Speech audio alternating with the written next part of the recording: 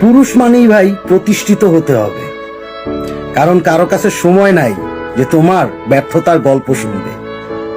নিজ থেকে আগ্রহ নিয়ে কেউই তোমাকে জিজ্ঞাসা করবে না যে তুমি এত কষ্ট পাচ্ছ কেন। তোমার ব্যর্থতার গল্প একটু শোনাও, মনোযোগ দিয়ে শুনি, কেউ শুনবে না। তুমি যদি দুপুরে নাও খেয়ে থাকো, ওইটাও কেউ নিজ থেকে জিজ্ঞাসা করবে না। নিজ পরিবার হয়তো জিজ্ঞাসা করবে, এছাড়া আশেপাশের কেউই তোমাকে জিজ্ঞাসা করবে না।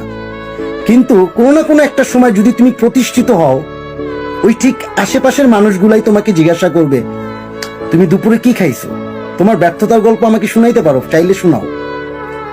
তারা জিজ্ঞাসা করবে তোমার মান্থলি ইনকাম কত, তুমি কিসের সাথে রিলেটেড, গভ জব করো না প্রাইভেট জব করো, কোনটা।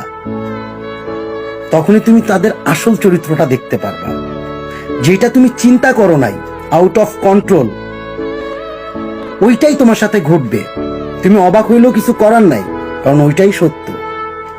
কারণ তুমি প্রতিষ্ঠিত, এবং প্রতিষ্ঠিত হওয়ার জন্যই ওই আশেপাশের মানুষগুলো তোমাকে ওইভাবেই সম্মান করছে। তাই পুরুষ মানুষের ক্ষেত্রে ভাই প্রতিষ্ঠিত হওয়াটা খুব বেশি গুরুত্বপূর্ণ একটা বিষয়, খুব বেশি ভাই। দিন শেষে এটা কথা বলে, দিন শেষে নিজের সেলফ রেসপেক্টটা খুব বেশি কথা বলে।